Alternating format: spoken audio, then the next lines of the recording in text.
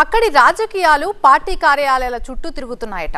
చెరువు భూమిని TDP office నిర్మాణం కోసం కేటాయించడాన్ని వైసీపీ తప్పుపడుతోంది.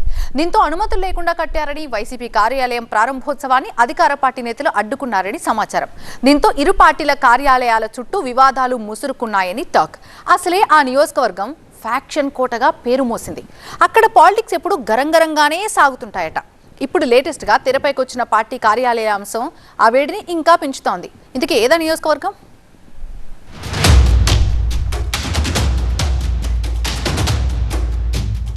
పల్నాడు జిల్లా ఆవిర్భావం తర్వాత రాజకీయ పార్టీలు తమ కార్యాలయాలు ఏర్పాటు చేసుకోవడానికి చేసిన ప్రయత్నాలు వివాదాస్పదంగా మారుతున్నాయట. 2019 ఎన్నికల్లో వైసీపీ గెలిచిన తర్వాత రాష్ట్రంలో కొత్త జిల్లాలను ఏర్పాటు చేసింది. దీనిలో భాగంగా ఉమ్మడి గుంటూరు జిల్లా నుంచి పల్నాడు జిల్లాను ఏర్పాటు చేశారు. గత వైసీపీ పాలనలో నర్సరావుపేట కేంద్రంగా పల్నాడు జిల్లా ఏర్పాటైంది. దీంతో జిల్లా కేంద్రంలో వైసీపీ కార్యాలయం ఏర్పాటుకు ఆ పార్టీ నేతలు పూనుకున్నారు. లింగంగుంట్లలో ప్రభుత్వ భూమిని వైసీపీ కార్యాలయం కోసం కేటాయించారు. 2024 ఎన్నికల నాటికే వైసీపీ కార్యాలయం నిర్మాణం దాదాపుగా పూర్తయింది.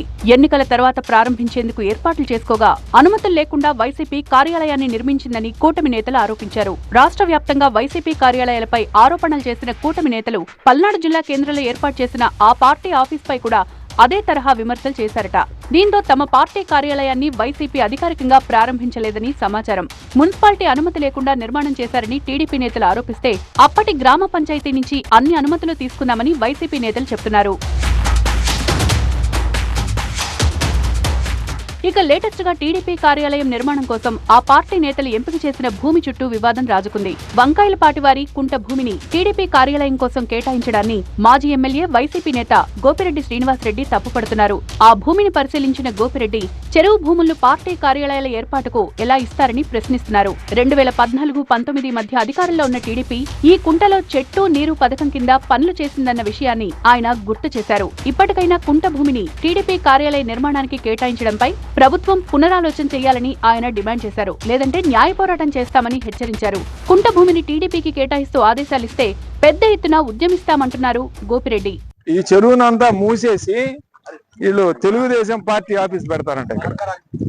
ఇది చాలా దారుణమైన అంశం. చెరువు మేము కోర్టులో వేసాం, అయినా సరే వీళ్ళు ఎక్కడా కూడా దీనికి తగ్గకుండా గవర్నమెంట్ రిప్లై పడేస్తున్న స్టేజ్ లో వీళ్ళు వచ్చి ఆక్యుపై చేసి ఈ చెరువుని ఈ రోజు తెలుగుదేశం పార్టీ ఆఫీస్ కట్టడానికి వీళ్ళంతా కూడా సన్నద్ధం చేశారు. ఇలా రెండు పార్టీల కార్యాలయాల చుట్టూ వివాదాలు అల్లుకుంటున్నాయి. రాజకీయాలు వాటిని మరింత రాజేస్తున్నాయట. తమ పార్టీ కార్యాలయ భవనం చుట్టూ ఉన్న వివాదాలను వైసీపీ ఎలా పరిష్కరించుకుంటుందా అని టీడీపీ చూస్తోందట. ఇక చెరువు భూమిని టీడీపీకి ఎలా కేటాయిస్తారో చూస్తామంటూ వైసీపీ తొడగొడుతోంది. ఈ వివాదం ఏ మలుపు తిరుగుతుందో చూడాలంటున్నాయి లోకల్ పొలిటికల్ సర్కిల్స్.